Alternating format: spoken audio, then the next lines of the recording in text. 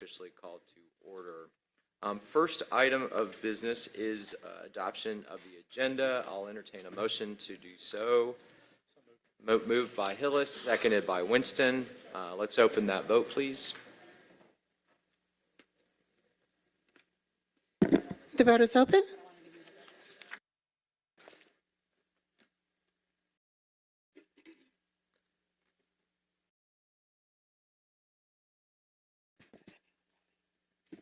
Will everyone please vote?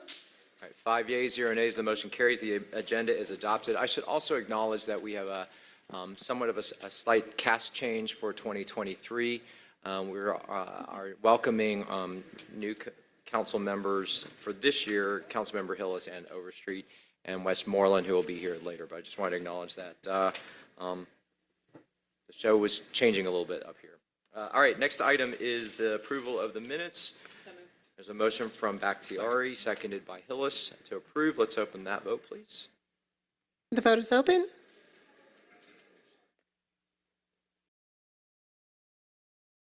The vote's closed. 5 yeas, 0 nays. The motion carries. The minutes are approved. That's okay. Yeah. All right. The next item is election of the 2023 Finance Executive Committee Vice Chair. I know he is in the building, and this is just a situation where you get the homework when you're not in the room. So I'm going to nominate Councilmember Shook, who just walked in the back. And is wearing a bow tie for the occasion. Yes, he is. He looks so excited. To serve as Vice Chair, seconded by Councilmember Overstreet. Are there any other nominations or discussion on that? Seeing none, let's open that vote, please. The vote is open.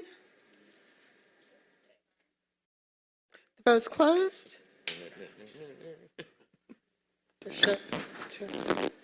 5 yeas, 0 nays. The motion carries. Item is approved.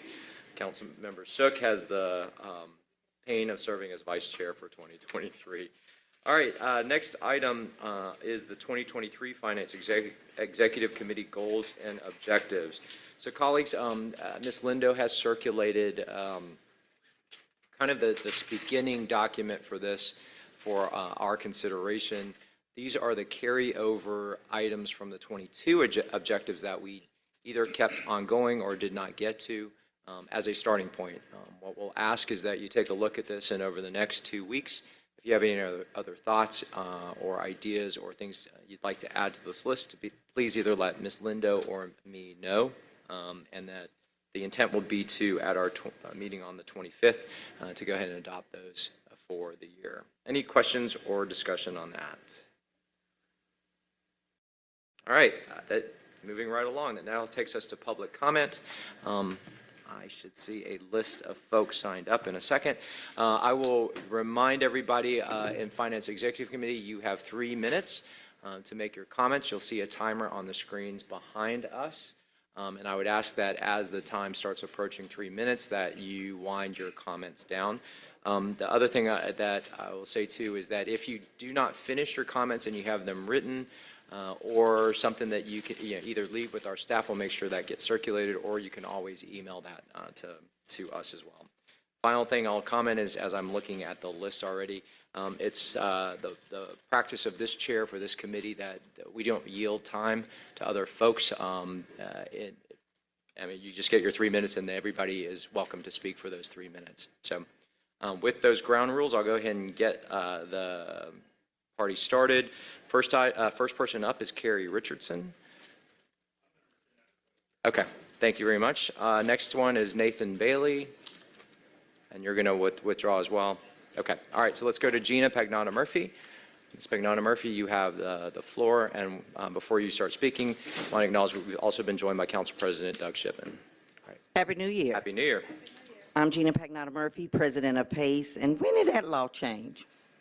That policy about not yielding time, is that just in full council? Yeah, that's just in full. Oh, Some okay. committees do it. I thought this was a 2023 new rule that I didn't know, but okay.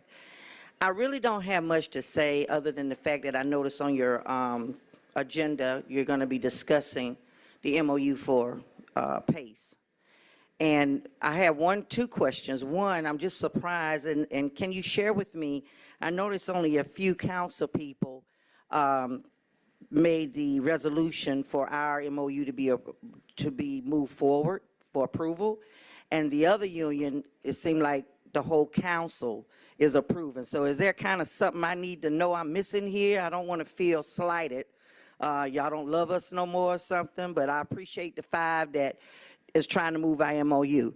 I do want this MOU for PACE to be acknowledged and signed as soon as possible today with your approval. We, PACE, have been working on this MOU with Law Department and the HR interim, Jeffrey Norman, for about 5 months. And we had ours ready in September of 2022, which this is a copy here. And we've been holed up for whatever other reasons from other organizations, let me just say it that way. And so today I'm here because I got word that I checked the FEC agenda that you will be discussing this MOU. And I'm here to represent our organization. And I'm asking you that whatever the outcome is, I'm here for any questions or whoever's going to give you that information that you requested, Mr. Wan, that you move forward with PACE MOU because we're ready to move forward and get training to the managers with the new people that's come out and is working for the city of Atlanta. They've been requesting about when we ask for union release time or we ask for, the members are asking for representation. The department heads are saying, well, where is that in writing? Because a lot of them, let's be fair, don't read the city codes. Not being slighted to them, it's just being realistic. And so when we say we have a MOU, management is saying, well, where is the MOU? And then when we show them the MOU, they say it's outdated. So this is one of the things that we mainly want get done. Ours is updated as of September 2022. We're now in January 2023. We need to get this approved and move forward. And if there's any changes that needs this discussion, or we would like to be at the table to come back with an addendums or appendixes. But let's move forward with our Professional Association of City Employees PACE MOU today. Thank you. Thank you, Ms. Pagnano-Murphy. And I just want to confirm, you are able to stay for the meeting as we get to that discussion item so we can ask you questions. Dan? You'll be here? Okay, great. Next up is Ebony Walton. Okay, thank you. All right, that concludes our public comment speakers. And we'll go ahead and keep moving on. Without objection, folks, I'm going to take item number 34. It's a communication. It's an appointment. 22-C-5187. We do have the appointee here, and rather to be respectful of his time, I want to go ahead and get that out of the way and send him on his way as well. So it's 22-C-5187, the communication from Mayor Andre Dickens appointing Mr. David Brand to serve as a member of the City of Atlanta Defined Benefit Pension Plan Investment Board in the category of independent chair. This appointment is for a term of 5 years. Mr. Brand, if I can have you come to the microphone, just tell us a little bit about yourself and why you are interested in serving in this role. Okay. Well, thank you very much, Mr. Chairman. Want to thank Mayor Dickens for appointing me. It's good to see so many friends today. My good friend Doug Shipman, of course, my councilwoman Lilia Bakhtiari, and my favorite councilwoman Marcy Collier Overstreet. Thank you very much. Hey, known her longer than the rest of y'all. I feel cheated on. Hey, never would cheat on you, darling. Vote to refuse. I won't tell Chris if you don't. So how about that? It is an honor to be here today. One of my late mentor was Maynard Holbrook Jackson, who developed the modern city of Atlanta. I was fortunate enough to be in the room with him the day he founded the National Association of Securities Professionals, which is the organization for black securities professionals.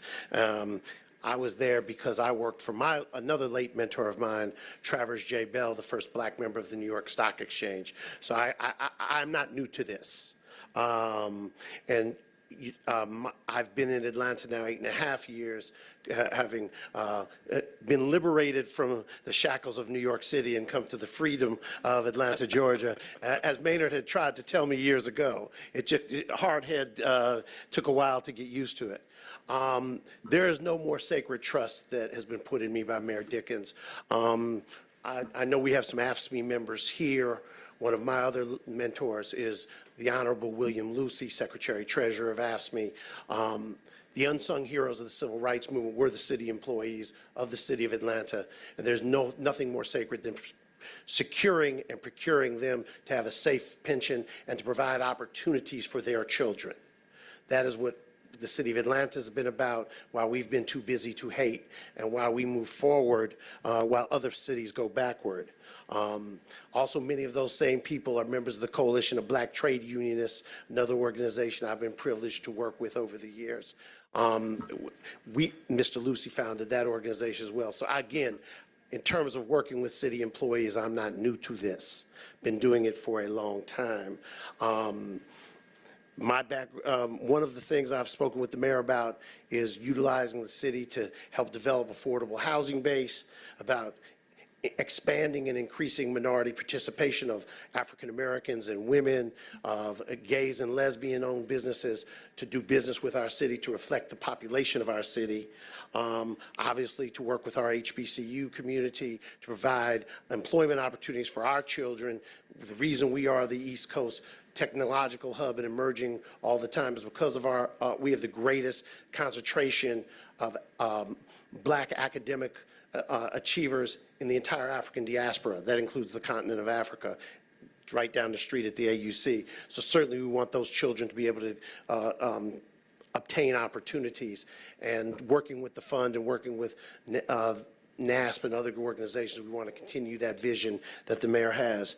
And lastly, I'm just honored to serve, and this is my volunteer job. So we're just here to serve, Mr. Chairman. All right, thank you, Mr. Brand. I see we've got two council members signed up to speak. First one is Councilmember Bakhtiari.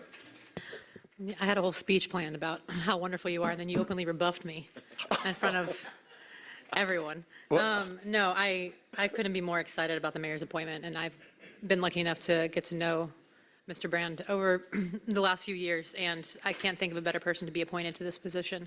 And I move to approve. There's a motion from Councilmember Bakhtiari to approve. I'll recognize Councilmember Overstreet. Hopefully she'll have a second. Yeah, second. But I would like to just take a moment to thank you for agreeing to serve, because it is volunteer, and lending all of your talents to the city. I really appreciate you doing that, because you don't have to. And I just appreciate you allowing us to have your talent. So thank you very much for that. Thank you. All right. All right, there's a motion and a second. One comment I will make is one of the things that I'm going to ask to add to our goals and objectives of this year is to review the pension status. We did all that reform over a decade ago, and I think it's time that we revisited it. Kind of the actions we took then have had the intended impact. I'm grateful to see someone of your caliber willing to be in this role. Just know that we'll be reaching out as we're having those conversations. Please do. We'd love to have the conversation, because we can get better every day, and we got to keep getting better. Councilmember Overstreet. I'm sorry. I should have added something else other than just praising you and thanking you. I did have the pleasure of serving on the pension board for 3 years. And those stories that you get from our employees, and there are things that we do need to keep top of mind. So I'm glad to have heard your concerns and your level of expertise where it's concerned as well, because there's such a big need for empathy as well as expertise, and when they collide, that's what our defined benefits should look like. And you talked about your priorities and things, and I appreciate you bringing that to us, because that is so necessary. And congratulations on your daughter's acceptance to Spelman. Absolutely. Thank you. Thank you. My older son is a Morehouse man, so. Yeah, and they're actually going to get together one day. No, that's the younger one. I hope not the younger. Oh. You meant the younger one. Garrett, yeah. Yeah, I'm sorry. All right. All right, if there's no other discussion, we have a motion that's been properly seconded. Let's go ahead and open that vote, please. The vote is open. Kill me. The vote is closed. 6 yeas, 0 nays, the motion carries. This item is approved. Mr. Brand, there will be one more stop at Committee on Council on Monday. You do not need to be at that meeting, and then it'll be, I'm sorry, on Tuesday, and it'll be before full council on Tuesday. So thank you, Mr. Brand. All right, let's go ahead and return to our agenda. The next item up will be consent agenda, H ordinances for first reading. Ms. Lindo, if you will sound those for us, please. Yes, Mr. Chair, we have one item, that's 230-1019. This is an ordinance by Finance Executive Committee authorizing the Chief Financial Officer to deposit all outstanding and future revenue received by the City of Atlanta from the Metropolitan Rapid Transit Authority pursuant to the intergovernmental agreement authorized by Resolution 2512 in equal shares into accounts managed by the Department of City Planning and the Department of Public Works and for other purposes. All right, thank you, Ms. Lindo. We'll receive that in and address it during the next cycle. Very good. Okay. Perfect. All right, that takes us to ordinances for second reading. Colleagues, if there's no objection, I'm going to take items 2, 5, 6, and 7 together as they're all carry forward actions. First item is 23-01001, an ordinance by Councilmember Amir Faroki, authorizing the transfer of $50,000.00 from the Council District 2 carry forward account to the Council District 2 expense account to continue serving the Atlanta community for the public good and for other purposes. Item number 5 is 23-01013, an ordinance by Councilmember Michael Julian Bond, authorizing a donation in an amount not to exceed $600.00 from the Post 1 at-large carry-forward account to St. Paul's Episcopal Church to support their annual book scholarship and for other purposes. Item number 6 is 23-01014, ordinance by council members Matt Westmoreland and Antonio Lewis, authorizing a donation in an amount not to exceed $25,000.00 to the Atlanta Technical College Foundation and for other purposes. And item 7, which is 23-01015, ordinance by council members Matt Westmoreland, Liliana Bakhtiari, and Alex Wan, authorizing a donation in an amount not to exceed $2,000.00 to Outfront Theater and for other purposes. Any discussion on any of those 4 items? There's a motion from Bakhtiari to approve, seconded by Shook. Let's open that vote, please. The vote is open.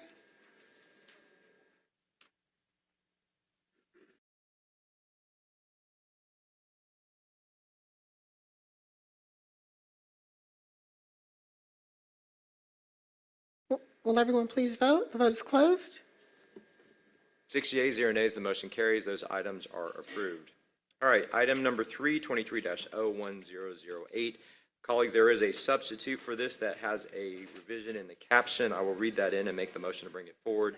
It is a substitute ordinance by Finance Executive Committee to ratify services rendered and to authorize payment of invoices in connection with expired agreement FC 10001 with eCivis, Inc. during the period retroactive from May 1, 2022 through October 31, 2022.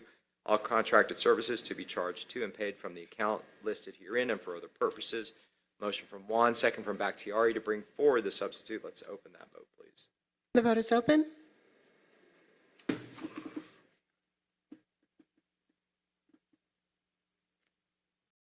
vote is closed. 6 yeas, 0 nays. The motion carries. The paper is now before us. Ms. Jones? Oh, actually, it's Nicole Oh, Barnes, Deputy sorry, Commissioner. Slight change. Yeah, I was going to say, that's not what's written here. But go ahead, please tell us about the paper. Yes, absolutely. So eCivis was our grant management software that we were using. Unfortunately, their contract expired, and then they continued service because we had our NOFA process running. So they have completed those services, and so this is a retroactive request to pay them for those services rendered already. All right, questions. So we do have the follow-on contract in place, though, right? This Yes, it provider? is in place. Okay. Councilmember Hillis. Thank you, Mr. Chair. So the glaring item on this is this should have been done around 8 months ago. This goes back retroactively. Even the end time is about 3 months ago. So what was the issue in getting this in front of council Absolutely. at the appropriate time? Yep. So there was a previous contract that was in place. At the time that it expired, we were trying to come up with a mechanism to play. So we worked with law, and the best process forward was the retroactive request to move forward. Because we were working on getting the other grant management software in place and the delays with that, there was a period of time where we didn't have one in place. So unfortunately, this is our way or mechanism to move forward. Thank you.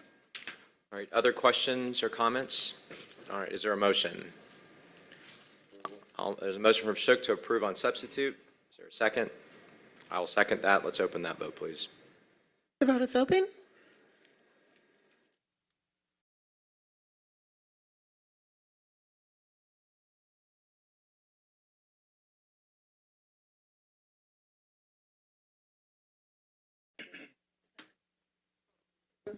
We'll do a voice vote. Mr. Chair, the computer is frozen. Okay.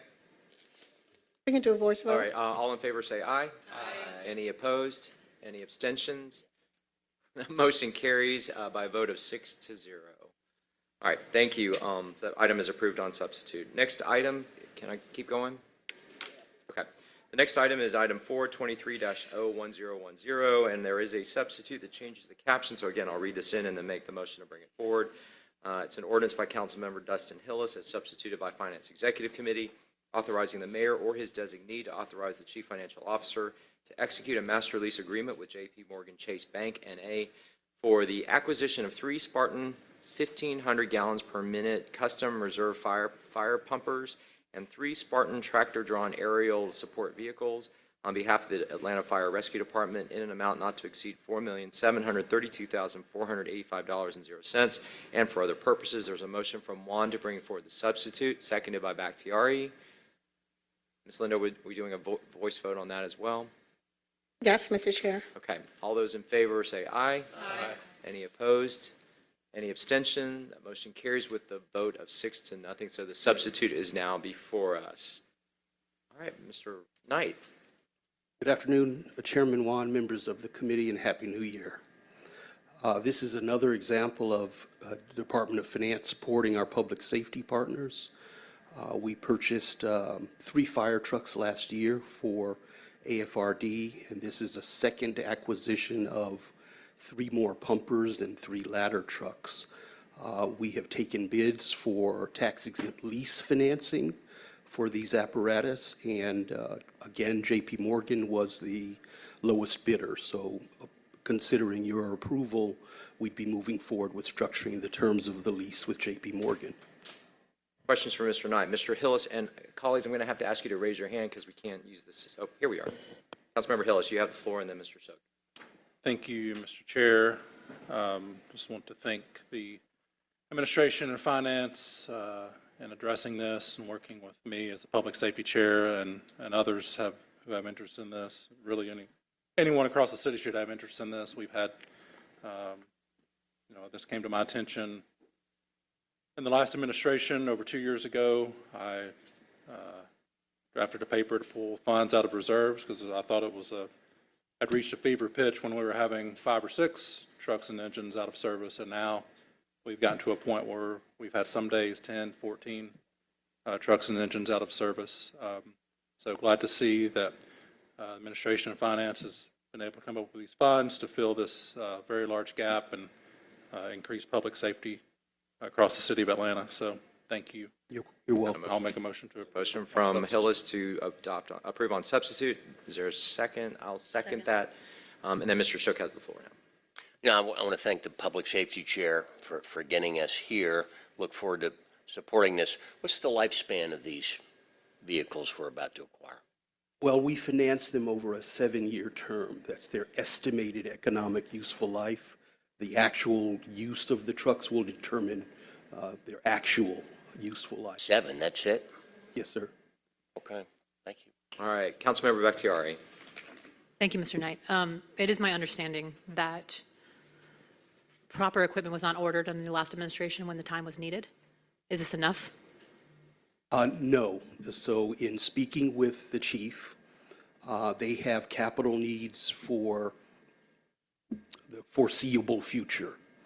And I want to sit down with him and our new budget chief and make sure that we have programmed their capital needs going forward so we don't get in the situation where we have in the past and missing critical equipment for our public safety partners. Understood. Thank you. You're welcome. Councilmember Hillis. Yeah, and just to follow up on some of my colleagues' questions. So as was mentioned, this has been an issue for many years. These units are just made to replace our reserves because right now our reserves are over 20 years old. Some may or may not work given the time. So when an engine that may be fine, 5, 6 years old, goes in for service, we actually have a reliable engine or truck to replace that while it is getting serviced. And DPW has made a lot of strides in improving the maintenance. I know they brought in a firm I believe, from Alabama to specifically work on our fire trucks and engines. So this is just the start. Once we get these reserves, this is just the start of building the reserves up. We need to, as was mentioned, we need to implement a fleet replacement plan, and that's something certainly, maybe we look at as a city, but certainly in the public safety realm with the issues with fire trucks, police cars. A fire truck is not something you can go to a dealer lot and get off the lot. If it's custom ordered, it's going to take 12 to 18 months to come in. So again, thanks to the administration, finance for getting us started, but there is much more to be done. Thank you. I was going to add, I understand some of the pieces have lead times up to 3 years because of supply chain issues. So I agree with the comments up here about the sooner we get things underway and get the orders placed, the better. I do see some folks from fire here. Mr. Bailey, I didn't know if y'all wanted to make any comments about this paper before we vote on it.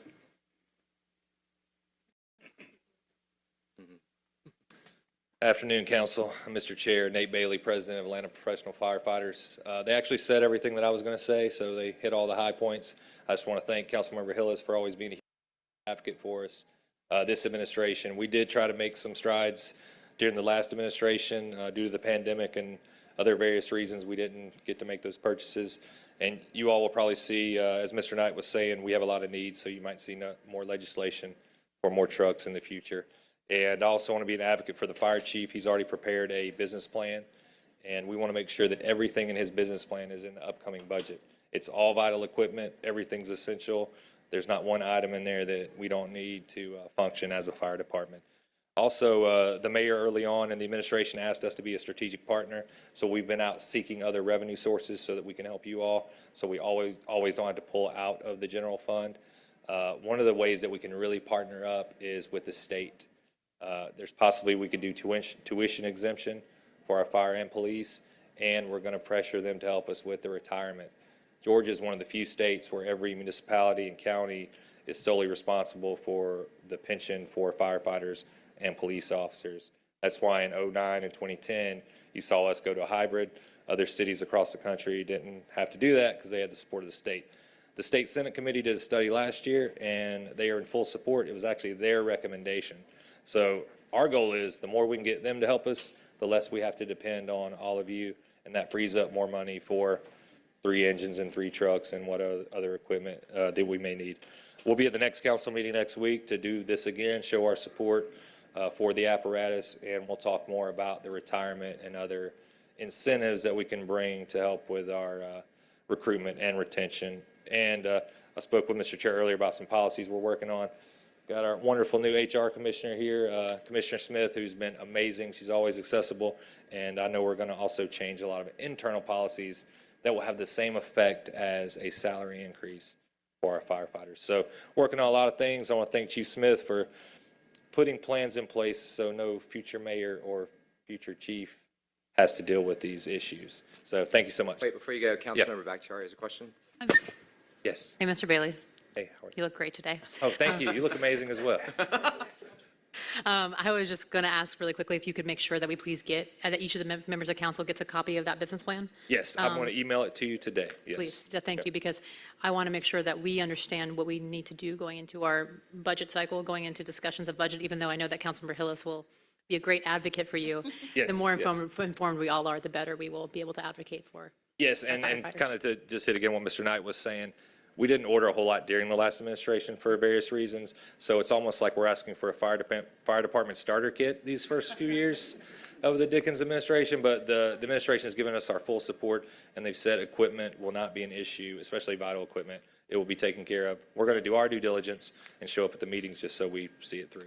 Thank you again. Wait, before you go, so the question, sorry, you're Yes. stuck now.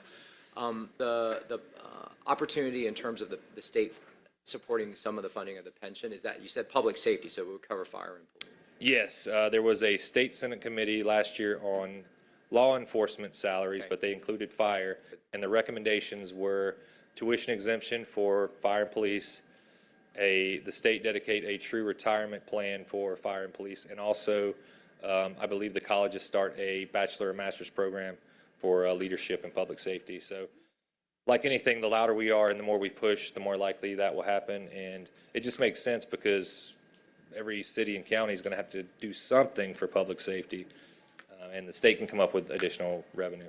This is good for us to know, so we can track that with Kenyatta Mitchell as well. I mean, if it sounds like there should be broad support across the state for this, so we might have an opportunity. So, all right, Councilmember Yes. Bakhtiari. Last question, and then Nate, I can see you're in your running stance, so you can leave after this one, I promise. I was going to ask if we could please collaborate. I think it's, APF is working really hard to do the housing for our officers. Yes. I would love to talk to you all about what that strategy would look like, how to put numbers to how much it would assist our firefighters if we could do something similar for them. Yes, and to fill everyone else in, Councilmember Bakhtiari caught me in the hallway, and we were talking about how we could partner up. A lot of cities, if they're replacing a fire station, they build up over the fire station and turn it into affordable housing. We have a lot of lots that are very valuable in the city, and we need a lot of stations that need to be replaced, so it could help us solve a lot of the goals that the mayor wants to do with more affordable housing units. And of course, we'd be glad to partner up for that. Thank you, Mr. Bailey. All right, anybody else have? You're right. You've tried a couple times. Run while you All can. right, so we do have a motion that's been properly seconded before us. If there's no further discussion, let's open that vote, please. Mr. Chair, was that Mr. Hillis with the first and you second? We just want to confirm that. Bakhtiari seconded it. Okay, correct that. Thank you. It's important. The vote is open. The vote's closed. 6 yeas, 0 nays, the motion carries. This item is approved on substitute. All right, we're going to keep moving on. We've already taken care of items 5, 6, and 7. Takes us to item number 8, and there is a substitute before us but does not change the caption, so I'm going to read it in. 23-01016, an ordinance by Councilmember Matt Westmoreland to amend Chapter 2, Article 3, Division 1, Section 2-190B, and Chapter 2, Article 4, Section 2-203 of the City of Atlanta Code of Ordinances to establish the Mayor's Office of Policy in order to ensure the efficient and effective development and implementation of the policy agenda and initiatives of the Mayor, to authorize the Chief Financial Officer to create the appropriate department organizations and to anticipate and appropriate the necessary funding in connection with the creation of the Mayor's Office of Policy, to authorize the Chief Financial Officer and the Commissioner of the Department of Human Resources to transfer any positions currently assigned to any office or department operating under the executive branch to the Mayor's Office of Policy as shall be necessary to facilitate the immediate commencement of the operation of the Mayor's Office of Policy and for other purposes. I'll make a motion to bring that substitute for us. The substitute inserts the department organization numbers in Section 4. Motion by Juan, second by Bakhtiari. Let's open that vote first, please. The vote is open.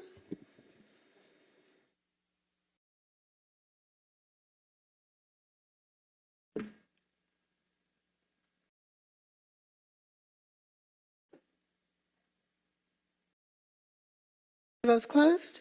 5 yeas, 0 nays. The motion carries. The substitute is before us. All right, Mr. English, you are up. If you will come up and introduce yourself and tell us about the proposal. Certainly. Mr. Chair, members of the committee, my name is Courtney English. I'm the Senior Policy Advisor for Mayor Dickens. It's certainly a pleasure to be with you today. I believe we have a deck, actually. Are we up on the screen? Or do you have it? One moment, we'll bring it up. Okay. Colleagues, we do have paper copies of it. There it goes. Perfect. So as we proceed, the first slide essentially is the mayor's vision for the city of Atlanta. I'll let you all read that in your leisure. I'll spare you all going through that, but it is central to obviously everything that the mayor and his administration are trying to actually accomplish here in the city. We can go. Oh, the clicker's right here. Oh, look at that. Look at that. Thank you.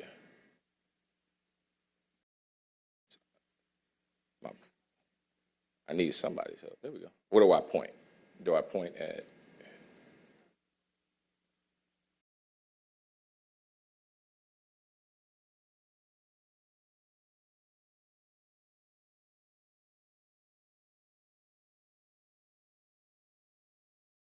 So now we will read the mayor's vision, a city of safe, healthy, connected neighborhoods with an expansive culture of equity, empowering upward mobility and full participation for all residents, embracing youth development and an innovative, dependable government, moving Atlanta forward together. There's a lot. That's a mouthful. And so what we are endeavoring to create is an avenue that allows us to get to that vision with speed. And so we have, in the mayor's wisdom, he's decided to create this Office of Policy that exists essentially outside of the traditional government structure. So that we can focus on long-standing, languishing issues that we'll get to in a moment if that works. We get the next slide. There we go. All right. So essentially, this team will work to, first and foremost, shape the policy framework for top mayoral priorities, some of which have been enumerated in the vision that we just listed, lead policy and research analysis, incubate and launch new initiatives, find new traction on languishing projects, convene cross-functional, cross-departmental teams to act on key issues, and then once incubated, we will hand those activities off to the normal operations function or those functions that already exist under the Office of the Chief of Staff. We're going to get into examples, a little bit of examples on the next slide. So this, Councilmember Wan or Chairman Wan asked for the org chart. And so that's essentially what the org chart will look like. The office will be constituted of a neighborhood policy advisor, a housing policy advisor, a neighborhood ombudsman, a youth and education policy advisor, and strategic partnerships advisor. So that gives you an idea of who and what areas will the team focus on: affordable housing, neighborhood revitalization, youth and education, economic and workforce development, strategic partnerships, and strategic initiatives. If we do a double click on this really quickly, so obviously the mayor has launched a goal of building or creating 20,000 units of affordable housing over an 8-year period. This is the team that has been leading that work to date. As a matter of report card, and I'm sure we'll get into this at a later date, we put into service or started, we delivered over 1,000 units of affordable, almost 2,000 units of affordable housing this past year, and put the process in place to develop 3,600, almost 4,000 units of affordable housing. So what that means ultimately is that we are not only on track for the 8-year goal, we're actually ahead of schedule. We're actually on track to reach that 20,000 unit goal by 2026 at current pace. And so this is the team that has been leading that work. A few examples of the work that has taken place so far: of course, the launch of the Housing Strike Force, which is, when we talk about those cross-functional, cross-departmental teams, the Housing Strike Force is essentially every government agency or quasi-government agency in the city of Atlanta that owns or controls land. And so the mayor has brought all those folks together to figure out how we get land out of the ground faster. We've incubated the first universal early education program in the city's history, the acquisition of ultimate conversion of 2 Peachtree Street, which will be the largest office to residential conversion, not just in Atlanta's history, but in the southeastern United States. Year of the Youth, the mayor's declared this year's Year of the Youth, and that's a short way of saying we are endeavoring to provide all of our young people everything they need to be successful over the course of this year. Everything from mentorship to free after-school care. We're endeavoring to find ways to eliminate food insecurity where those may exist, particularly in areas that have struggling neighborhood schools. We're coordinating a neighborhood strategy. So the mayor has identified some key corridors that will require attention, some deep level of attention. Campbellton Road is one, downtown is another, down the Bankhead corridor is another. These areas have gone for far too long without the attention, the development that they need, and the mayor's intention is to provide those, create opportunities for development along those key corridors. And that ranges everything from housing to the elimination of food deserts. It ranges from ensuring that those folks have access to high quality transportation options. We can do a deeper dive on each one of these at a later date. We lead the problem apartment strategy. Everyone at this room knows we've had a long conversation about Forest Cove. Unfortunately, Forest Cove is one of about 58 problem properties that we've identified. Many of them are in your districts. I see your faces. I receive your calls and the calls from your constituents. And so this is the team that is diligently working across all of government, not just within the city of Atlanta, but with our county, our state partners, and HUD directly to ensure we have a long-term strategy to prevent the next Forest Cove from getting to the state that Forest Cove apartments were actually in. Of course, this is also the team that led the relocation of the residents out of Forest Cove and will ultimately lead the redevelopment of Thomasville Heights. There are roughly 120 or so acres of publicly owned or controlled land in the Thomasville Heights community. For those who don't know, Thomasville Heights is the poorest census tract in the state of Georgia. And so you had Forest Cove, but then around it, you had a community that was really struggling. And so we are working together with a whole host of folks to ensure that the redevelopment of that community is done in a way that allows citizens to return to a neighborhood with all the things they need to thrive. The coordination of the Bowen Homes Choice Neighborhood application, as you know, the City of Atlanta, or Atlanta Housing, rather, has announced the redevelopment of the Bowen Homes corridor. The city actually is serving as the lead partner in terms of community engagement for that effort. This is the team that is working to bring the application together and all of the various parts of government needed to make it work. Led the cleanup on longstanding APSD's issue. This one is near and dear to my heart for a few reasons, but the long and short of that is we still have not transferred all of the deeds to APS for a variety of reasons. Some are title cleanup, some there's some conversation about property going back and forth between the city and Atlanta. But that gives you a few of the examples of the types of projects that this team has tackled so far. We can go to the next slide. Oh, we're done. Thank you. So I'm happy to answer any and all questions that you may have. All right, so we got a queue of council members who have questions. First up is Councilmember Bakhtiari. Mr. English? See you, Councilmember. I'm going to have to get used to that. So first of all, thank you so much. I want to say for the record that I can think of no better person to be heading this up than somebody like you. The compassion and passion that you have for this work is unparalleled. I also want to give a shout out to the team. As much as it pains me to give Josh Humphreys a shout out, he has been Wow. he has been incredible to work with, and I adore him, and he's been fantastic. Your whole team is really something incredible, and I also want to give a shout out to Councilmember Winston and your team for the work on Forest Cove, because I know how long that took. A couple of questions for you. What constitutes a problem property? I'm just curious. Ooh, that is a fantastic question.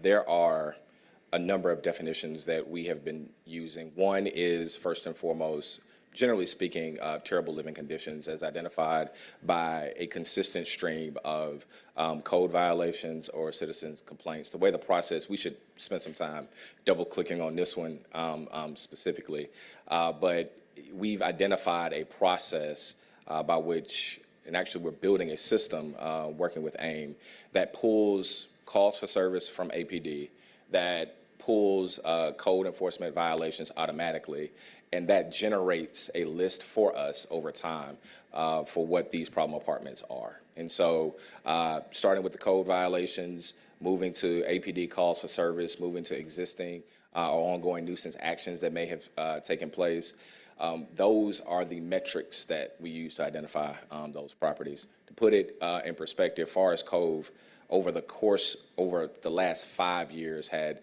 approaching 1,000 or so of those issues, whether it be calls for service or code violations. And I'm not proud to report that there are some properties in the city that are literally right around the corner from being Forest Cove. Understood. Thank you for that. There was something, there's something I've been curious about, and I don't know if it falls into this, but a lot of the housing strategies we've seen, the definition of affordable, for example, workforce housing in my district for an apartment is going for around $1,700, which we know most city employees can't afford to make. And my concern is also about our unsheltered population. Because it feels to me that most cities in their country right now are manufacturing their homeless populations, right, with lack of housing, skyrocketing costs. And I'm wondering if that is going to be factored anywhere in our rollout plan. Sure. So on the spectrum of affordability, the mayor does think about affordability ranging from folks who have zero income, so our unsheltered population, up to folks who are making 120% of AMI. However, I will caution to the council that we get caught up in formulas, so on and so forth. One easy way that we talk about it on the other side of the hall is that essentially we want every resident in the city of Atlanta to pay no more than 30% of their income towards housing, right? And unless you choose to. If you want to do that, great. But we you don't want have to. But you don't have to, right? And so we are endeavoring to build a system of housing delivery that creates the kind of affordable ecosystem where citizens can pay less than 40% of their income towards housing, 30% of their income towards housing. Great to hear. I was curious in some of the, you mentioned the food apartheid piece, or, yeah, and I was wondering if municipal markets could be something that could be instituted. So that's the short answer of that question. That's something we're digging into. There will be a variety of strategies that we deploy. Certainly looking at things like municipal markets, certainly supporting our friends in the urban ag community as well, certainly supporting programs like Gutter or Food for Life and a number of other entities that are doing that work. So we're looking at a variety of strategies and working with a variety of partners to solve that issue. One thing I will highlight, and it was in the deck, is that part of this office's purview or mandate will be to look at best practices that exist across the country and bring those best practices home. That's wonderful. I'm excited to talk to you about that because I have my eyes on the Sweet Auburn community for that. I know there's lots of other places that constitute. My last and final question. Is there energy burden being factored into this as one of the leading causes of displacement, or is that something that we can continue to work on? So the energy burden work will largely be led by our Chief Sustainability Officer. That exists in a different spot, but I'll let you have that conversation with them. They're working hard. They're working very, very diligently to address that issue, but it is certainly a part of our overall affordability strategy. This team also led the creation of a grant that for weatherization in Thomasville Heights, actually. It was successful. We plan on trying to find ways to expand that program, and certainly it's a part of our thinking and will continue to be going forward. Okay. Thank you so much, Mr. English. Appreciate it. Councilmember Hillis. Thank you, Mr. Chair. Thank you, Mr. English, for the presentation. Definitely supportive of this creation, this office. Very important work across many, almost all departments of the city. And that's been one of the challenges historically in prior administrations. You know, you spoke about the Bankhead corridor. I mean, you can go down Bankhead and every department in the city has an issue they need to address on that corridor. Spoke about Woodland Heights, former Roland Benz. Actually going to be out there tomorrow with Senator Warnock's office looking at the issues. As you know, they receive a lot of their funding from HUD. So that's how they tie in to and kind of working through some updates here, and then kind of an overarching question at the end. The city on parcels with the affordable housing. You know, we could get an update on that. You know, as you know, I'm a very hands-on council member, and I tour my neighborhoods constantly. And I'll be looking to turn in a code enforcement issue and be like, oh, well, this is actually owned by the city. So if we could get an update on where we are with working through all those parcels, I know, Humphreys probably has that. And then an update, you mentioned the APS deed issues.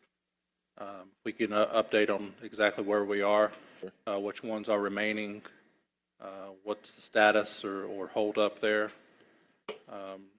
And then just, again, thanks to the administration and you and everyone for the work on the Bowen Homes application, which I believe AHA submitted yesterday. So knock on wood that we are successful in that application to the feds. So overarching question is there's a whole lot going on here across multiple departments that report out to multiple committees. So how can this committee continue to get updates on what you all are working on? I mean, we're going to see it in legislation. We're going to see it on the news because it's big time stuff. I don't think Chairman Wan wants to add a quarterly update, nor do you want to give one. But if we could just get something every once in a while, just as an update as to what this new creation's accomplished and what they're currently working on. Certainly. Happy to do it. We'll work together, Chairman Wan, to make sure we accomplish this. Just briefly, there are 2,000 acres of undeveloped city-owned land. We're not going to build affordable housing on all of it, but we are certainly going to look to build affordable housing on some of it. And so we can do a deeper dive on that at your discretion, either it's one-on-one or in CDHS. However, we will, you call, we haul, we'll be at your service. As it relates to the deeds, essentially, they're just title cleanups. There's some title cleanups, some right-of-way issues that have to be resolved, and we're working diligently with APS to do that. Thank you, sir. Thank you, Mr. Hillis. Mr. Winston. Thank you, Mr. Chair. Obviously, Mr. English, I've got a chance to see firsthand the dedication and hard work you've put into, low-income housing strategy, especially as it pertains to Thomasville Heights and the Forest Cove community. Not just yourself, but, Mr. Humphreys, Ms. Zeisel, and also, Ms. Ellison as well, have all worked tremendously hard on that project. Forest Cove is also pretty unique in that Thomasville community because there are so many city-owned acres of land. So the neighborhood strategy there is, almost a blank canvas where we can come in and, have a lot of control. Can you talk a little bit about, the coordinated neighborhood strategy as pertains to, areas of the city where we don't have a, it's not city-owned property, where there's a different process there? Yeah, so sure. I'll say as much as I can. The real estate stuff gets tricky. But certainly there are corridors that we have identified that as you articulated, we don't have an abundance of city-owned property, but we do, thanks to this council's efforts and the previous administration's efforts, we do have access to things like the Affordable Housing Trust Fund. We do have the Affordable Housing Bond package as well. And so what we will be looking to do where it makes sense is strategic acquisition. Or property swaps. There are some areas that we think we can take advantage of market conditions, if you will, that make it advantageous for us to either acquire property, swap property, which would give us more control. The other thing I'll say is this. Land is certainly a part of the equation, but we do have a variety of resources at our disposal, particularly through Invest Atlanta, that allow us to have a great deal of flexibility in injecting ourselves into certain real estate transactions. And we're looking to do that in a variety of ways. Every day we get calls, and I'm sure you all do as well, from developers, whether it be large scale, small scale, and everybody in between. And so the question is, how do we reposition the city's tools and the city's levers in a way that creates those healthy, thriving communities that the mayor described in his vision? And so gone are the days of candidly passing out tax incentives for the sake of passing out tax incentives. We want to leverage those tools that create thriving communities, that close long-standing equity gaps, and ensure that citizens have everything they need to thrive.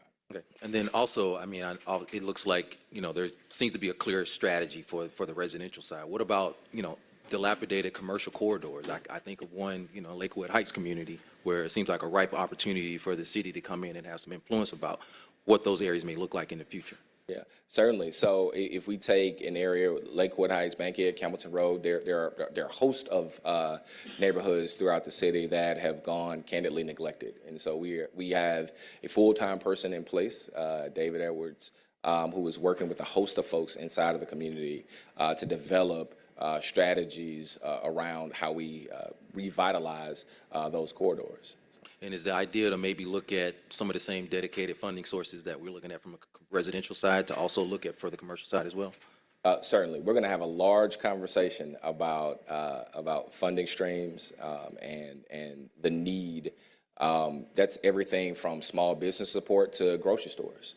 That's everything from office space to multifamily housing. And so the goal is ultimately to create the kind of communities where folks can live, work, and play, where folks can thrive, where folks can age in place at their leisure. And so that's going to take a variety of tools, a lot of hard work, and coordination and collaboration between governmental and non-governmental partners, and that's what we're trying to do. Well, I'm excited about it. I feel like I've loosely seen this come together. I've seen the hard work of all the individuals that are involved, so I'm excited to support this. So thank you.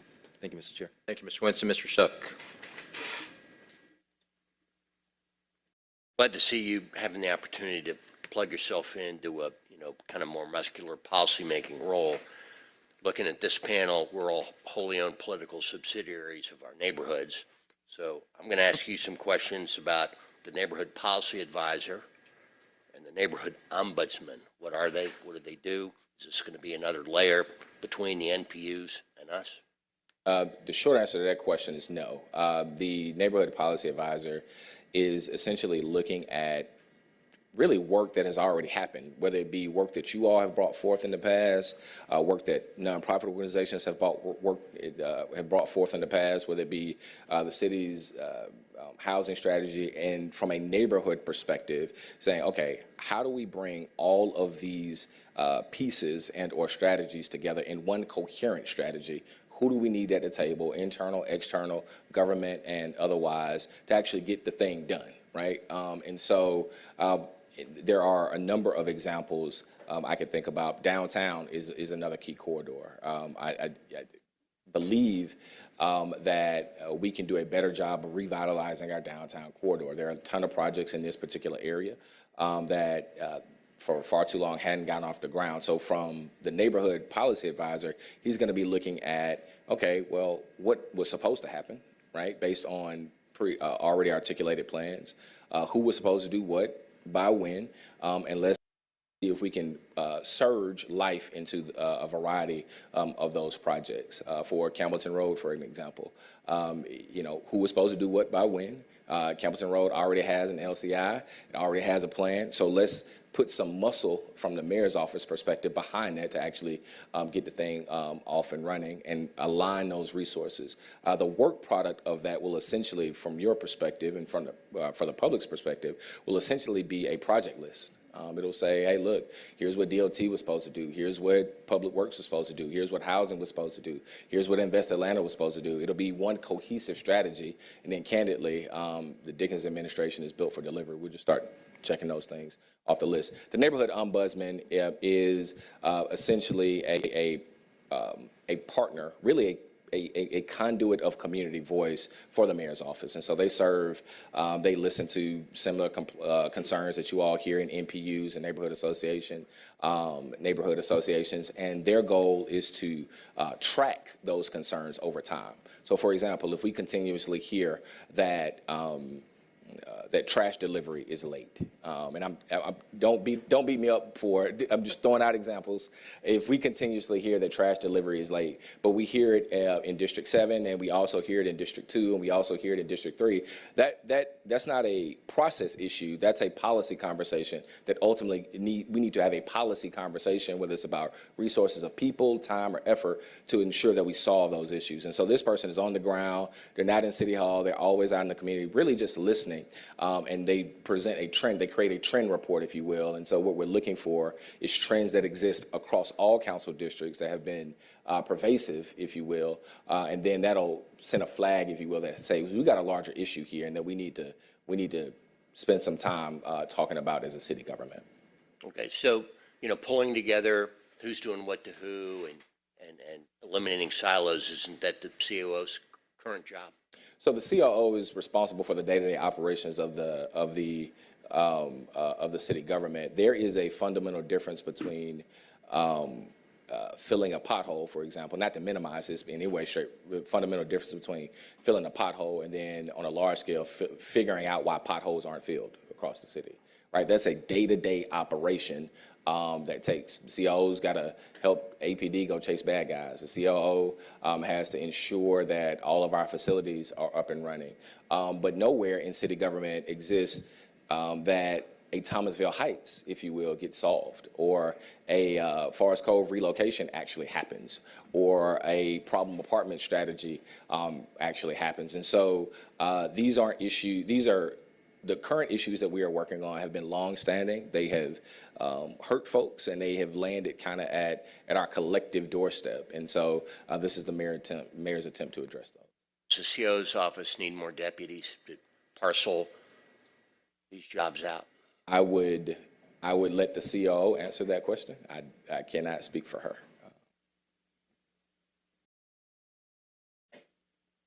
Is this going to be a cabinet level position? So the person is me. So I'm a member of the cabinet today. And how many cabinet members are there? I do not want to. There are a number of us. I mean, so I will find out. Yeah, I will find out the exact number. Thank you. All right, I'm going to jump in the queue here, and I know that Council President has some questions as well. So I'm looking at the org chart, and I appreciate you putting this together. I'm curious as to how this, and following up on Mr. Shook's question, how this relates to the other positions in the mayor's office. So is it on par with the COO and chief of staff, or is it more direct to the mayor? I'm just trying to understand that. So the way we're organized, there are three, the mayor has essentially three direct reports. Myself, the chief of staff, and the chief operating officers. And so we already, essentially, we're already organized that way. What I didn't have essentially is a team. And so what ultimately ended up happening was I either pulled externally or internally from a variety of places throughout the city. And this essentially codifies, if you will, how we're already working. I think Josh is here, who many of you have worked with. Our first call on Forest Cove, I was working on behalf of the mayor, and I didn't know who Josh was on the call, literally. And so, I mean, that's a very real true story, but, you know, he wasn't on our team. And so what we have tried to create is a policy function that is positioned to be able to step back and do big think, long-term planning and deal with those, again, somewhat what some would say are intractable issues that governments don't often have a chance to deal with, because you are in the business of doing permitting every day, because you're in the business of facility operation every day, because you're in the business of chasing bad guys every single day. So because we don't have, or I don't have that direct responsibility, I'm able to look at the whole board essentially and figure out where pieces exist. Another example, or the example that we've talked about here, is probably the best one actually, is the problem apartments work, right? So there's a city solicitor office who does that. There's a DA who does that. There's a state function over at DCA. What the mayor has done is put all of those same people in a room and say, okay, what is the new what needs to be the new housing standard in Atlanta, and how are we going to enforce that standard? And that idea had to exist or be incubated somewhere. Ultimately, that's an example of something that will get handed off to the CEO to continue that work. I get that. I guess I'm getting hung up on the word Office of Policy a little bit, not from the perspective I think you've heard about, council is the one sets policy. Absolutely. Administration is, but this to me feels more like an Office of Strategic Initiatives. Policy to me is you set policy and then you have to have the departments all executing on that policy.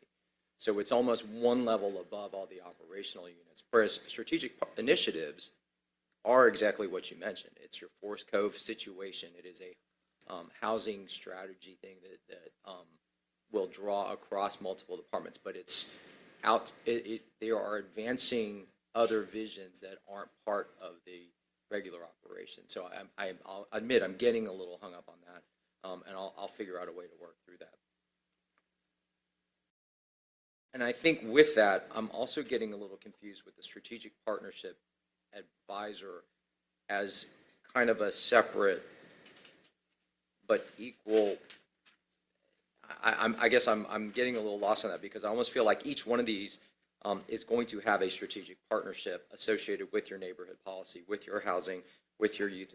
So I don't know if that's actually a correct depiction of how that's going to work, or is there something else that this particular arm is going to be doing? So I would say many of the things that happen to people, particularly in some of the neighborhoods that we're discussing, are interconnected.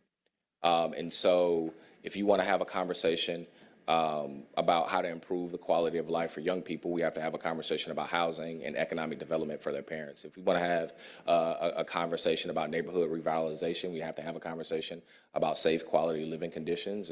And so those ultimately will bubble up into very real policies and policy solutions. The strategic partnerships advisor, and you can beat me up for not being, the name part of it wasn't,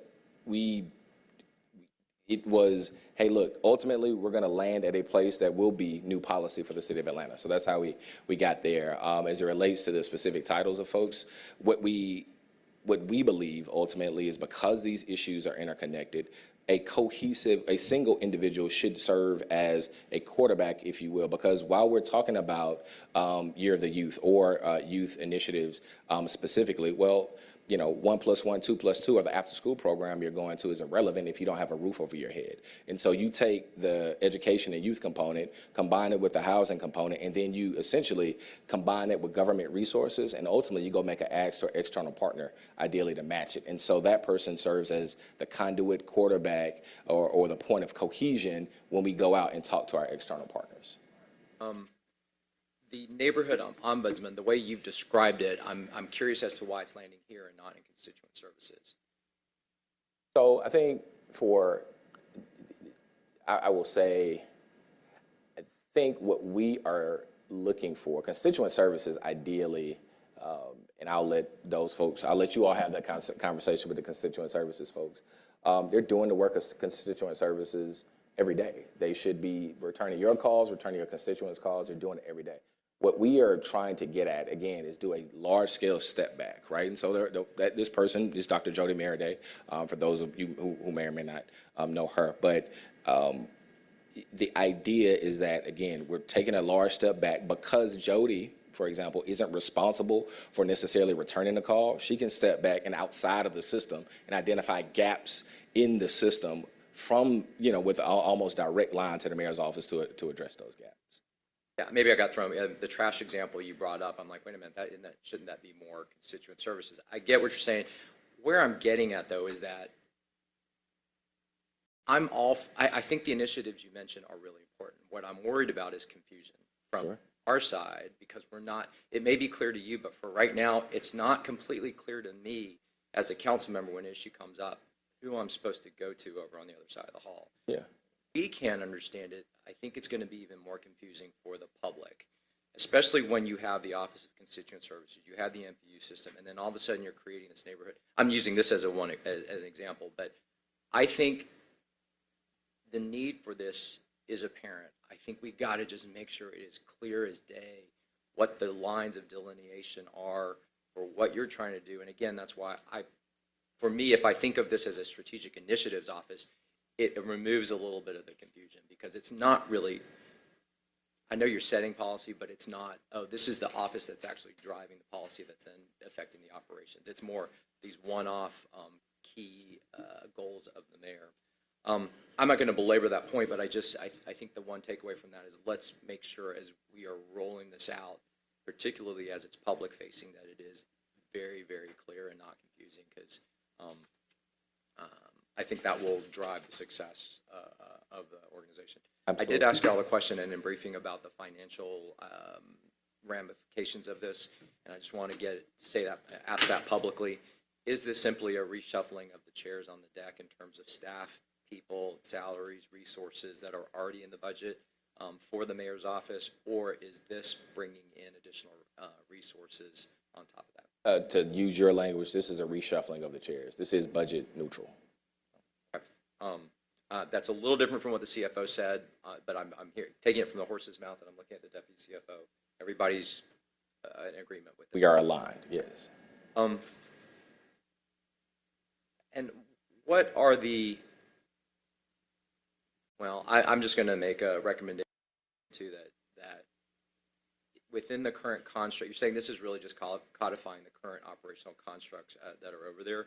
I just want to make sure that there's a lot of risk for redundancy and duplication here, as folks are focused on the operational folks, but then you've got your team here that's kind of focusing on more of the strategy piece. So, let's just be, I think maybe the periodic reporting and conversation with this committee will be helpful over the initial time.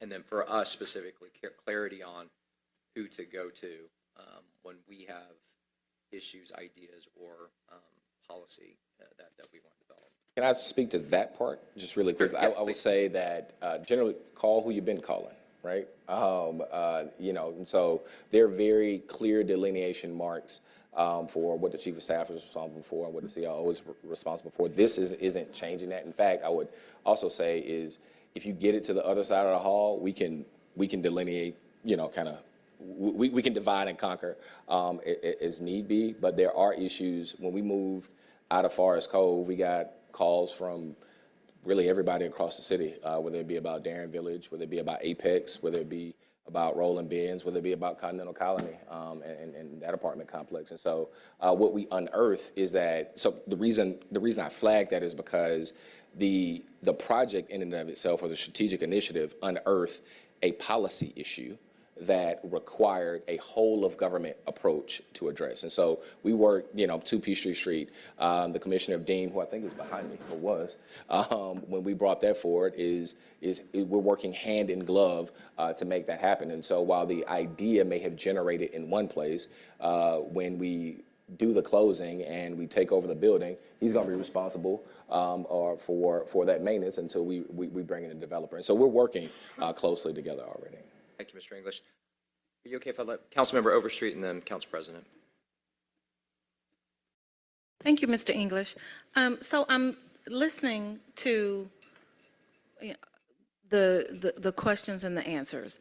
And so just so you know, I'm very supportive of this particular department because especially the way you explained it makes perfect sense. And I can see how it will be extremely helpful for the city for us to have this together. But there were a couple questions that did come across my mind too, as far as the branding's concerned, because that is important. You want to make sure that it's super duper easy for everyone to distinguish, exactly who's doing what, who's on deck, who's up.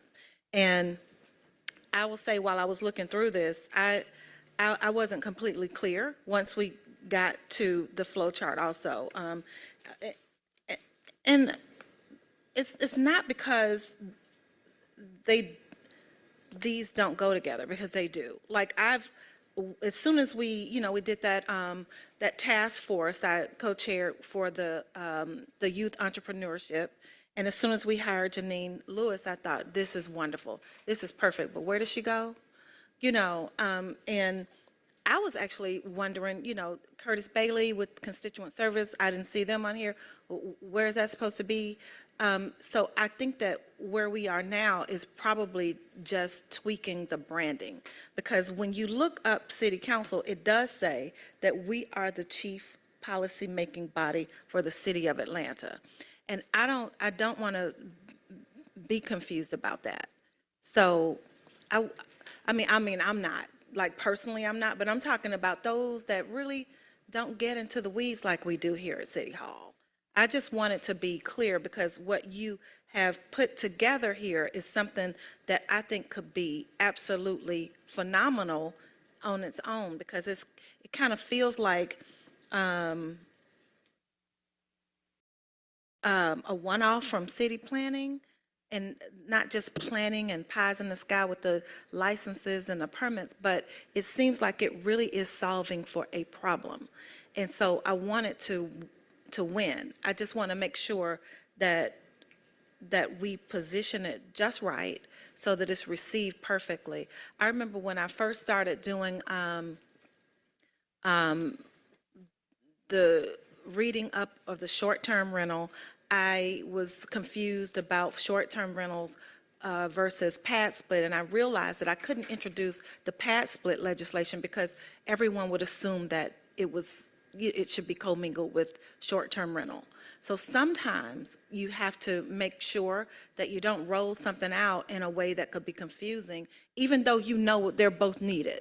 Sure. So I'm going to support this because I know that it's going to end up just the way it's supposed to, but I would like more feedback about the branding, how we're going to do it so that the public knows that one's a legislative branch and the other's executive branch, because sometimes they just ring the phone until someone answers, and we want them to be specific about, I want to talk to our new chief policy officer because I have ideas about whatever. Yeah. No, I message received. Happy to continue to take a look at that. We are crystal clear from an administrative perspective that that the City Council is the policymaking body. We don't function without you all, right? And so, but what that also means is that when you all, whether it's a resolution or through ordinance, or say, hey, look, we want to study this thing. Like, we want to take a look at problem apartments. We want to take a look at insert X. I don't want to get in trouble in going down a rabbit hole of examples. That work has to live somewhere, right? And so this is just an example of where that work has lived, and we can discuss the branding and particularly the rollout, because I think clarity is important, and I think that's what you're highlighting. Okay, well, thank you. I don't have a question. Okay. Thank you, Mr. Chair. Mr. English, good to see you. I just want to say, on the record, you have had a lot on your plate in the first year. I know you've been very responsive to my phone calls and many of my colleagues on a whole host of issues, and I appreciate all your work. Thank you. Just to follow up on a few other questions, which of these positions actually are new for this administration, though? That are new? Right. I'm not in a position to speak to what's new for the city, so don't hold that part against me. But essentially all of these positions, with the exception of, we've had a function for partnerships and strategic initiatives. We've had a function for youth development. We've had a director of housing whose work was a myriad of things. So those pieces have existed. They have not necessarily existed in the way in which we are trying to roll them out at this point. So it's fair to say this is a new approach for this administration. Yes. Is what you've been saying. Yes. Do you expect, to Mr. Wan's question, do you expect this team to grow over time? How do you anticipate a year from now or 2 years from now? Is this size? Is it that, or do you expect that as initiatives grow and as things are tackled, that this actually gets larger? Well, I do believe that there will be, even existing in today's budget. So what I gave you is a high level kind of org chart, but there are existing FTEs up under some of those folks on that org chart, housing policy advisor, for example. And so this is not going to grow to the size and scale of the chief of staff's office, for example, which is the mayor's office. This is really a strike team of sorts. And so there may be, some additions to it. We've identified some clear needs that we have in housing, for example.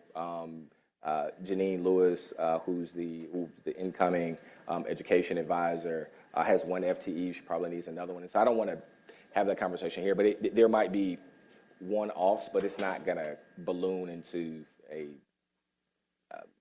insert X term that escapes me. It's not going to get much bigger, to say it that way. Okay.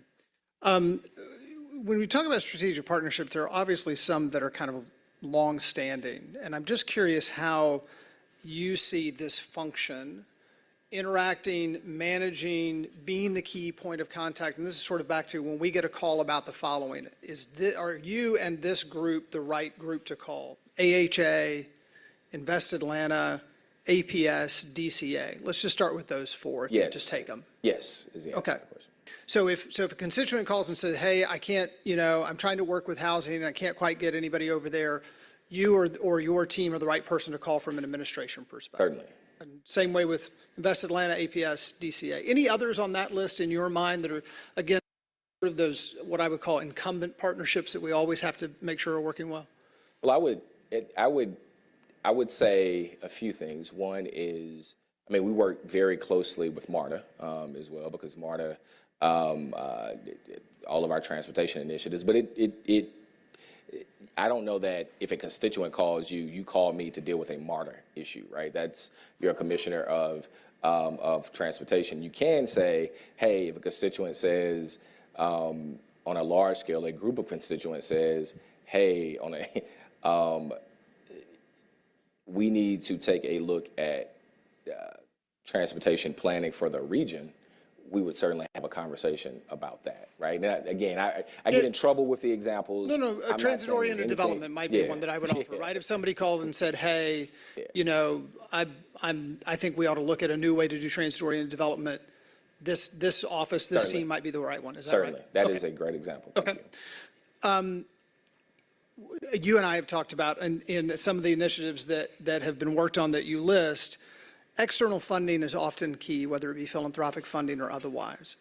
One of the concerns I've just had for the city from being outside and even now is that we often don't have real expertise in philanthropic or fundraising. We have expertise in government funding, but sometimes we don't have as much firepower on that side.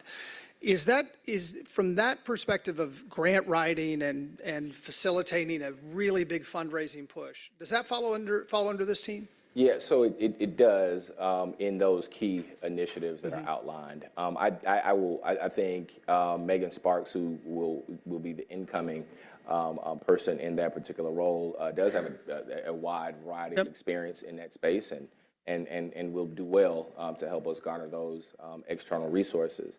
But in my experience, what hasn't happened all the time, particularly for our external people, and I think this is to your point, is that they have been confused about kind of, hey, look, who do we call?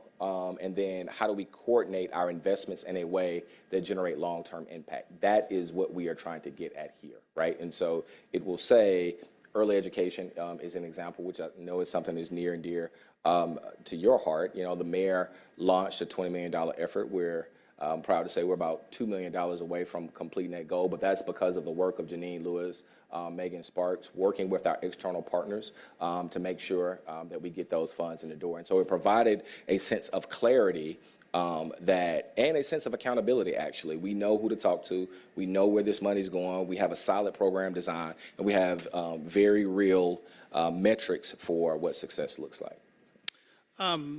One other type of, it may fall under this, I don't know, but I want to ask. We have big one-off things that happen. Maybe the DNC, fingers crossed. We know the World Cup is coming, sports events, other massive sorts of one-off things. Do those fall into this group, or how do it just, if you could comment on that? So I think, so I would say broadly, because I hear that question keep coming up, or at least what I feel like is the undercurrent of it. Oh, you'll get a lot of questions of what falls under here once it's created. Yeah. Don't worry. So let me say this. So the mayor decides who kind of gets what. I gave you a picture of what's already in the shop.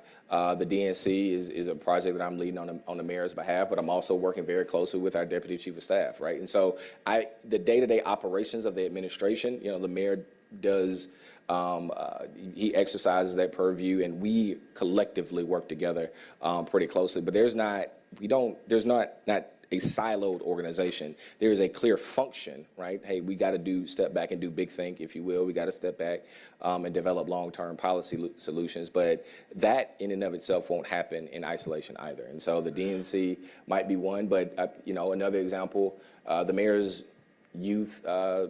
summer employment program. Janine Lewis, who stood that up last year, is going to continue to lead that, help lead that. Where I'm looking at, is she in here? Oh, sorry. She's going to continue to help lead that work. She might not be the forefront, but she's going to continue to support the efforts, regardless of whether she reports to me or the chief of staff.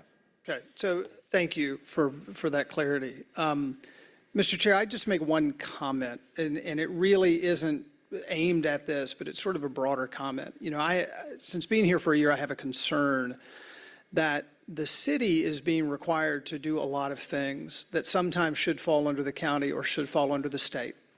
And we've talked about it in various committees over the course of the past year. And that is by no fault, and let me say again, it is no fault of this mayor or any previous mayor. It is, but it becomes convenient for other jurisdictions to say, well, the city's got an office for it, the city's got a person for it, so we don't have to do that. I think that it would be worth some time, Mr. Chair, for the CFO to give us a sense for how the executive has evolved over time, not only from a financial sense, but from a scope sense. Because, today, thankfully, the Governor Kemp said at Eggs and Breakfast, as I understand, that he's interested in workforce housing. And that's great, because I think the state should be doing more when it comes to housing. But I think if we had a clearer picture for what is the city's purview, what are we staffing, what departments do we have, how much are we paying for it? Because those are city tax dollars. Those are city resident tax dollars that are not then the responsibility of some other jurisdictions, even if you look at state law or if you look at jurisdictions that really they should be. And so I think that this creates just an opportunity to do that. And again, I just want to be clear, that is not that is not a critique per se on this, but it raises this issue that the city the scope of the city is growing. And I think in part because other jurisdictions may not be taking their fair share. So with that, thank you. Thank you, Mr. President. See, Office of Strategic Initiatives could take the convention in with it as well. I'm kidding. Councilmember Shook. So obviously, there's some angst here. It's been a lengthy discussion about a kind of an otherwise arcane issue. So I'll just try to cut to the chase. No one should blame them for wanting to wade a little deeper into the policy-making pool. That's government. That's good give and take government. I hope we cherish the fact that we're the only people elected directly by the constituents here in this room. And that will forever be the case. I hope we cherish the fact, maybe a little bit kind of more than I get the sense of today, that we are the policy-making body. Frankly, I think y'all would have been a lot better off if this had been called and styled and sold as the Office of Policy Implementation. With that, I will shut up. All right, thank you. Any other questions or comments on the paper? We have the substitute before us, correct? Okay. That's correct, Mr. Chair. All right. Is there anyone who would like to make a motion on the paper?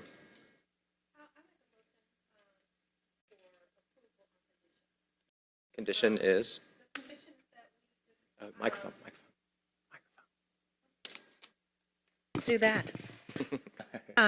I make a move for approval on condition that we further discuss the marketing. And we have until Tuesday. But I support this whole notion. I think it's a good thing. I'm just wondering about the actual marketing of it. All right, there's a motion on condition. Is there any discussion on is there a second, first of all? All right, seconded by Winston. Is there further discussion on this? All right, seeing none, let's go ahead and open the vote. The vote is open.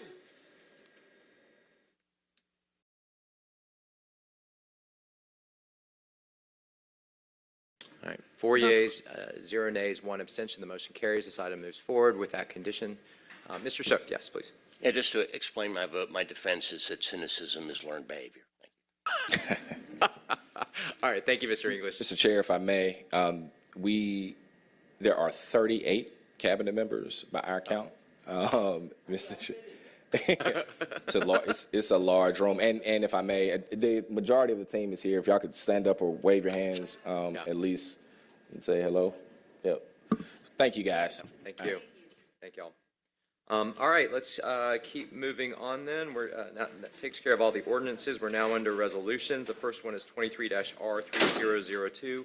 Resolution by Councilmember Dustin Hillis opposing federal and state legislation allowing for increased truck weights and/or truck lengths on interstate highways, state routes, and local streets, supporting federal and state legislation, freezing current truck weight and length limits, and urging Congress and the Georgia General Assembly to pass such legislation and for other purposes. Mr. Hillis. Well, given the last discussion, I'll try to make this short, but this is something we have passed before in the last term. It comes from a national grassroots lobby for transportation safety. Inevitably, the truck lobby is always trying to get larger, higher stack log trucks, longer trucks, which of course negatively affects, number one, and most importantly, highway safety, and number two, our already failing infrastructure.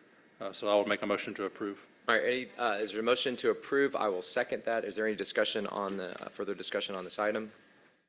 If not, let's go ahead and open that vote, please. The vote is open. The vote is closed. 4 yeas, 0 nays. The motion carries. This item is approved. All right, next item is item 10, 23-R3005. And colleagues, without objection, I'm going to go ahead and take both item 10 and 12 together. If we find we want to vote on them separately, we can. But a resolution by council members Andrea L. Boone, Dustin Hillis, Marcy Collier Overstreet, Liliana Bakhtiari, and Antonio Lewis requesting approval of the memorandum of understanding between the mayor and the Professional Association of City Employees Atlanta, or PACE, NAGE Local R550, and for other purposes. And item 12 is 23-R3008, resolution by council members Antonio Lewis, Amir Faroki, Liliana Bakhtiari, Jason Dozier, Michael Julian Bond, Mary Norwood, Andrea L. Boone, Marcy Collier Overstreet, Dustin Hillis, Matt Westmoreland, Byron Amos, and Alex Juan. Requesting approval of the memorandum of understanding between the mayor and the American Federation of State, County, and Municipal Employees, AFSCME Local 1644, and for other purposes. And I don't believe I signed on to that, so let's take my name off. Yeah, Commissioner Smith, you have the floor. Good afternoon and Happy New Year, Chairman Wan, and to the committee. Yes, both resolutions are coming forward. You already heard from Ms. Pagnata today, who I actually had the opportunity to have a conversation, a meeting with a few days ago. They're coming forward now. They've been vetted by the city and discussed between both of the units, and we want to make sure that we can properly establish the labor relations moving forward, and they do need to have this MOU in place, so we're asking that we move it forward.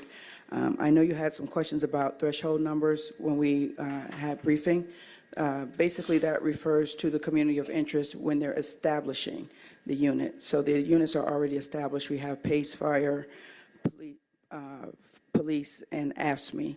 And by way of numbers, I don't have police right in front of me, but Fire has about 560 members. AFSCME has 360, plus the 81 in the people group, and PACE has 428. Okay, So that's the representation group that we're looking at right now. Okay, so for, again, I wasn't clear on, I just remembered a number, a magic number they had to hit. You're saying that's just at formation. Post-formation, there is no maintenance requirement in terms of level of membership participation, correct?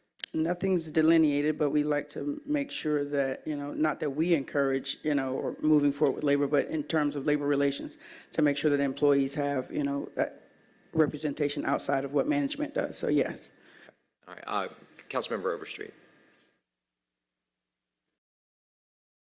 I am very supportive of this legislation. I remember having both pieces. I remember having the initial meeting with then HR Norman and Gina, and she gave us quite a bit of information and swore that she would be there at the table to make sure that we had all of the right pieces in this legislation. And it has taken several months, and for that reason, I move approval. Other questions or comments from my colleagues? Oh, first, is there a second? Seconded by Councilmember Winston. Is there any other discussion on either of these items? And it seems like there's no objection for us taking them together, correct? All right, if not, let's open that vote, please. The vote is open. This is the union MOUs. The vote is closed. 6 yeas, 0 nays. The motion carries on both items. Both items are approved, so thank you. And thank you, Ms. Pegg. Chairman Wan. All right, let's go ahead and keep moving. Item number 11, 23-R3007. There is a substitute that changes the caption, so I'll read the new caption in and make the motion, bring it forward. It is a substitute resolution by Finance Executive Committee authorizing the mayor or his designee to issue task order number 2 for contract number listed, citywide architectural planning, design, engineering, construction phase services with Fitzgerald Collaborative Group, LLC, for the implementation of a real estate transaction strategy development plan at Peachtree Tower on behalf of the Department of Enterprise Asset Management in an amount not to exceed $512,000.00. All work to be charged to and paid from accounts listed and for other purposes. I'll make the motion to bring the substitute forward, which increases the original amount from $400,000 to $512,000. It's seconded by Shook. Let's open a vote to bring the substitute forward, please. The vote is open.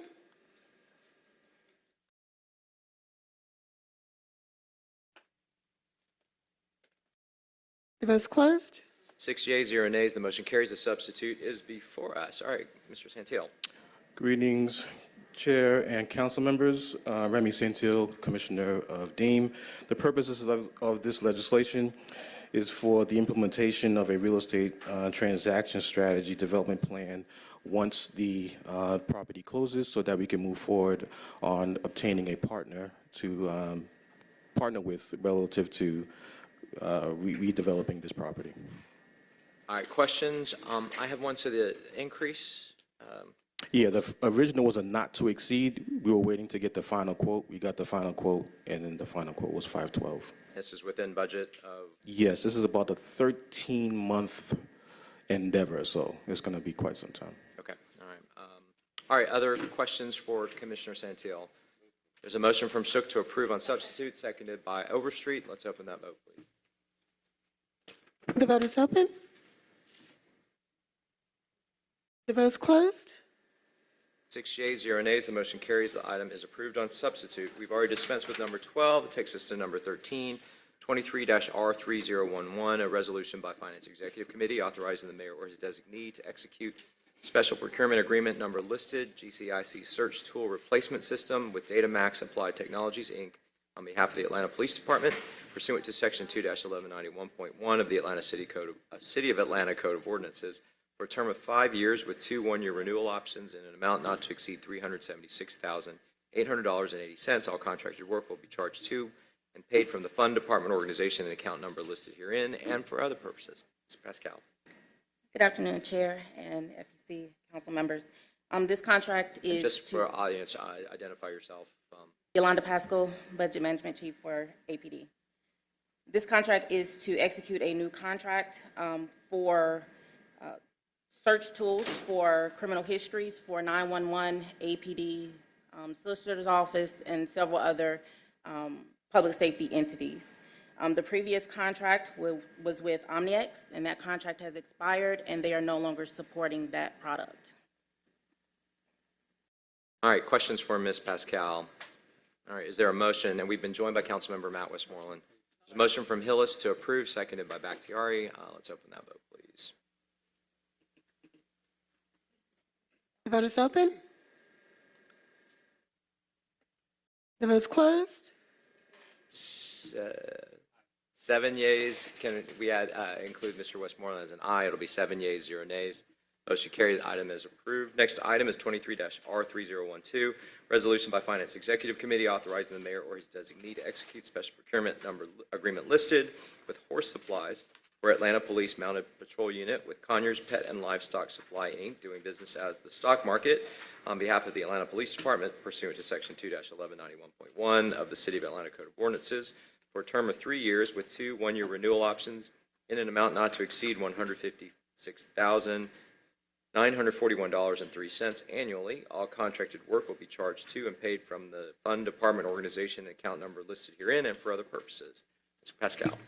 This contract executes services for the 13 horses that we have in our mounted patrol unit. This includes everything from their feed to shampoo, those types of supplies. All right, any questions on this? Motion from Shook to approve, seconded by Winston. Let's open that vote, please. The vote is open. The vote is closed. 7 yeas, 0 nays. The motion carries. This item is approved. Thank you, Ms. Pascal. Next item is 23-R3013, a resolution by Finance Executive Committee authorizing the mayor or his designee to issue task order number 1 for contract number listed, the citywide architectural planning, design, engineering, construction phase services with Fitzgerald Collaborative Group LLC for implementation and project management support services of Maximo Asset Management Software services on behalf of the Department of Enterprise Asset Management in an amount not to exceed $300,000.00. All work to be charged to and paid from accounts listed and for other purposes. Commissioner. Greetings again, Remy Santil, Commissioner of Deem. The purpose of this legislation is for the implementation and project management support for Maximo Asset Management Software.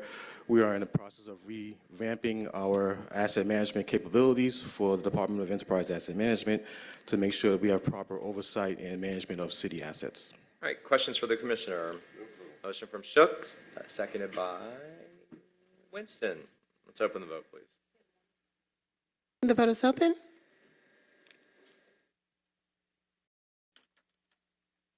Votes closed. 7 yeas, 0 nays, the motion carries. The item is approved. 23R3014, resolution by Finance Executive Committee authorizing the mayor or his designee to issue task order number 1 for contract number listed, citywide architectural planning, design, engineering, and construction phase services with Harris plus Smith LLC for design and construction services at Fire Station 22 on the behalf of the Department of Enterprise Asset Management in an amount not to exceed $226,659.00. All work to be charged to and paid from accounts listed and for other purposes. Commissioner. Yes, so this purpose of this legislation is as stated for the design and construction services for the kickoff of the construction of Fire Station 22 so that we can complete construction of this fire station. Is there a motion? Motion from Hillis, seconded by Shook. I have a quick question. So earlier, when we were talking about the fire equipment, there was a conversation or an idea floated about utilizing space above fire stations for potential construction of affordable housing. Would that, wow, I was going to say, would that come through you? Would it, maybe the Office of Policy now that? It's a collaborative effort on that one, but you know, those are in specific instances in specific areas. Some of these stations are in middle of neighborhoods, and they may not necessarily work in that fashion. If you have a station downtown, that can work. So it just depends on the particular station at hand. Generally speaking, how much lead time would we need to even entertain that and be able to? Oh, actually, we actually started already. There is a station in particular that discussion is already starting on. Very good. Other questions? Again, a motion from Hillis, seconded by Shook. Let's open that vote, please. The vote is open. The vote is closed. 7 yeas, 0 nays, motion carries. Item is approved. Thank you, Commissioner. All right, 23R3015, resolution by Finance Executive Committee authorizing the mayor to execute the 9th Amendment to Agreement FC 10398, citywide electrical repair and maintenance service with Capital City Electrical Service LLC to add the Department of City Planning as an authorized user in an amount not to exceed $40,000.00. All contracted work will be charged to and paid from the fund, department, organization, and account number listed herein, and for other purposes. Okay. Yeah, I'll speak to this. One is just simply adding planning to the contract so they can complete some work that they're doing at their new parking location. All right. Any questions from my colleagues on this one for the commissioner? Motion from Shook, seconded by Hillis. Let's open that vote, please. The vote is open. The vote is closed. 7 yeas, 0 nays, the motion carries. The item is approved. 23R3016, a resolution by Finance Executive Committee authorizing the mayor or his designee to execute Amendment Number 1 to cooperative purchasing agreements, number listed, citywide integrated security and video surveillance services with Convergent Technologies, contract number listed, and Net Planner Systems, Inc., contract number listed for integrated security and video surveillance services utilizing state of Georgia contracts number listed, Convergent, and this other one listed, Net Planner Systems, to add the Department of City Planning as an authorized user, and to add funding for the Department of City Planning on behalf of the Department of Enterprise Asset Management in an amount not to exceed $40,000.00 and for other purposes. Same as stated. Again, this is another component for them to complete their project, to add them to the contract. All right, questions or comments from my colleagues? Motion from Shook, second from Hillis. Let's open that vote, please. The vote is open. The vote is closed.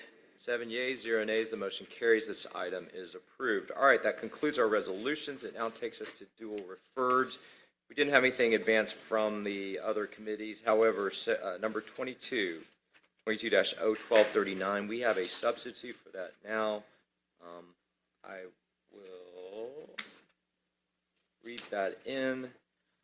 It's 22-01239, an ordinance by council members Bond, Amos, Lewis, Hillis, Shook, Bakhtiari, Winston, Faroki, Dozier, Overstreet, Westmoreland, and Waits, as amended by Community Development and Human Services Committee and as substituted by Finance Executive Committee, authorizing a reimbursement to the Post 1 at-large council member in an amount not to exceed $20,000.00 to support a citywide initiative with HelloFresh and its community partners in Georgia, Second Helpings of Atlanta, and Pratt Industries to provide free meals to the City of Atlanta residents facing food insecurities, authorizing the Chief Financial Officer to pay the reimbursement amount from the account numbers listed herein and for other purposes, I'll make the motion to bring the substitute forward, which inserts funding account numbers.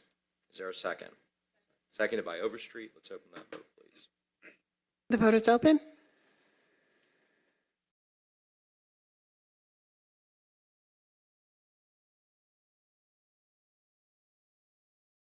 The vote is closed. 7 yeas, 0 nays. The motion carries. The substitute is before us. All right. I didn't know if anybody from the administration wanted, or finance wanted to speak to this.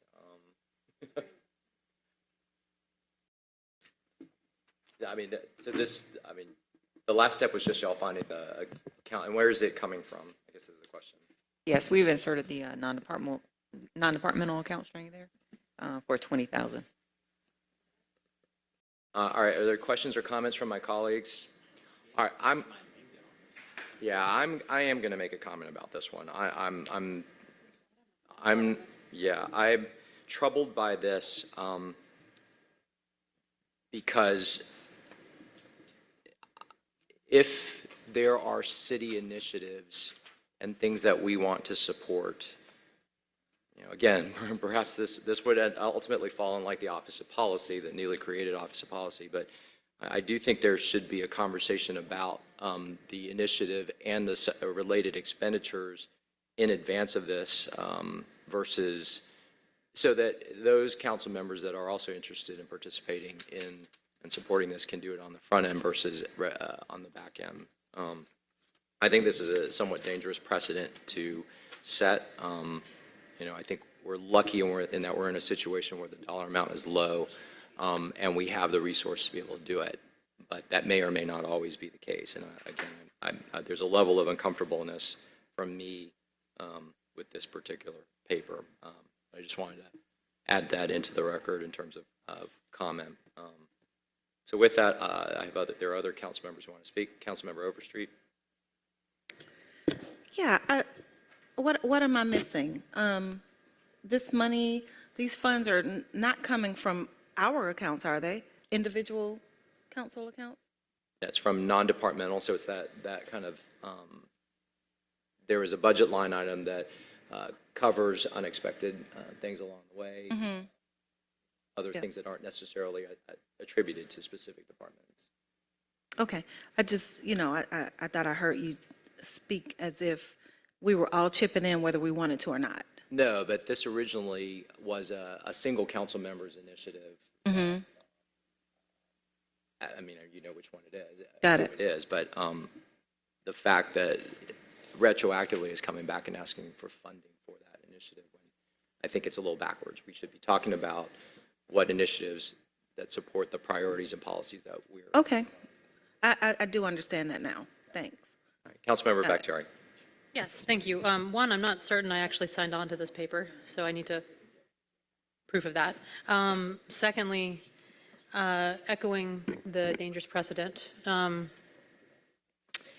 not really certain how $20,000 was spent on HelloFresh. From my understanding, they already have an initiative to already do these, so they already have allocated funds for this, so I'm not exactly certain where funding came from. And does this mean that if I wanted to, does this also mean that if I decided to overspend my budget and partnered on with another organization for some distribution that wasn't initially mine, that I would also be able to be refunded? Because I would think that our money that we have could be better spent towards, I don't know, public safety, infrastructure, any number of things. Well, to take it a step further, I mean, anything that any council member had made a charitable donation out of your carry forward accounts, we could then come back and retroactively ask the administration to pay for it out of their non-departmental, thereby kind of restoring the funds that we had gotten individually the credit for having supported. So, all right, Councilmember Hillis. No, I think that. Oh, CFO, Deputy CFO Wilson. Yeah, I just add that yes, that would not be appropriate for council members to continue to set that, but for us, when we are asked for to go and look for the funds, this was the solution that we proposed in the paper, and it's obviously, you know, up to you all to determine if that's an acceptable solution. Thank you, Deputy CFO. All right, Councilmember Hillis. Thank you, Chairman Wan, just echoing the concerns about, the precedent this sets and its retroactivity. I don't feel that I get to, as another example, transportation was mentioned myself, and Councilmember Bakhtiari had a question about sidewalks, which of course serves the public good and keeps people safe. Do we get to go out and spend all of our local council budget and then come back after the fact and ask for, oh, well, I need some money I overspent on these initiatives. So I think this is as has been said by others, a dangerous precedent to set to do this. Thank you, Mr. Chair. I'm going to make a motion to remove my name. I don't remember signing this piece of legislation. I like to do the same. All right. I would like to also do that, please. All right, it sounds, there's a motion to amend the paper to remove council members Westmoreland, Shook, Hillis, Bakhtiari, and Winston's name from this paper. Okay. I'm probably gonna want some. In my digital, since we bought it. I'll set up something on Hamilton. Fair enough. All right, so is there a second? Seconded by Hillis, motion from Westmoreland to amend. So let's open that vote, please.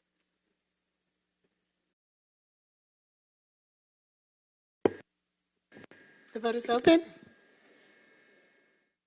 The vote is closed. 7 yeas, 0 nays. The motion carries. The paper is now amended accordingly. All right, now the amended paper, as substituted, is now before us. Is there a motion?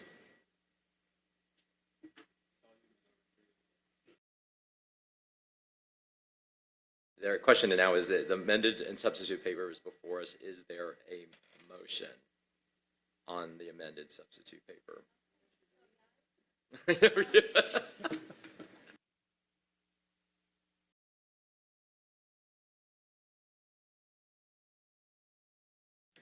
Yeah, so one more question.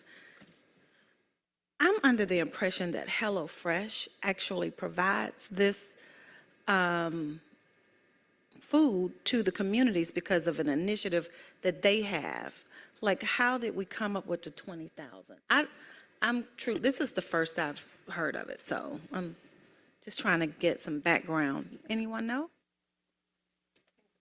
I do not know. I mean, is HelloFresh, is it not donated? Don't they have like this annual community outreach, and this is supposed to be part of it?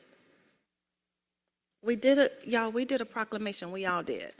Yeah. Oh, second. All right, there's a Third. motion from Westmoreland to hold. It's been seconded by, it was actually seconded by Hillis. All right, is there any further discussion on that? I'm trying to find the substitute. Just one second, let me see if I can find it.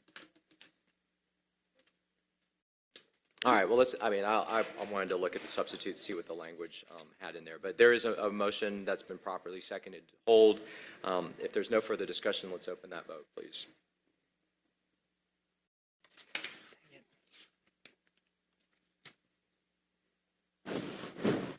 The vote is open.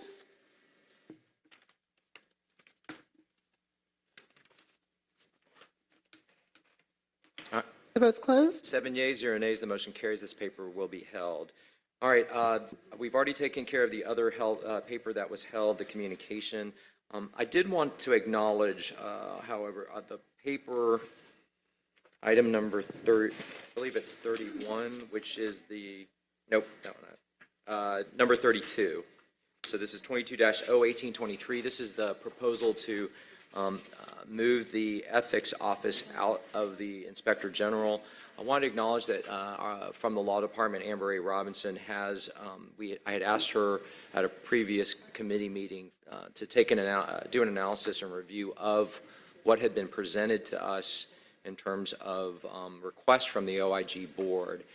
She has done an initial analysis, but has additional questions that she wants to go back to the OIG board for, which I think is appropriate. So We're not going to take any action on it today. Again, just want to acknowledge that this is continuing to move. There are a number of interested folks in it that want to make sure that it doesn't just sit somewhere, and I want to confirm that it is not. But that once she's had that conversation, has completed her review, she'll come back to us and we'll be able to deliberate on that. I do believe we're going to end up having to have a work session on this. Specifically, it is a very complicated matter that did not, was not enabled in the previous administration without a lot of pain and discussion and conversation. So we need to make sure we are thorough and careful with what we decide to do. But again, that's just a message to those that have been asking about it. It is underway, and we'll be ready at some point soon to talk about it. That's all in terms of the held papers. Takes us to general comments. Does anybody have anything for the good of the order? All right, if not, then go ahead, Councilmember Bakhtiari. Yes, we are, District 5 is returning with Coffee with the Council Member. We are doing it this Sunday at Tap Room in Kirkwood. If you have any questions about anything, you want to come and have a conversation, if you want to yell at me, you can come and do so.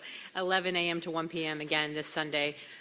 Please come out if you have any questions or want to talk to me about anything. You feel free to do so. Other comments? If not, we stand adjourned. Thank you very much.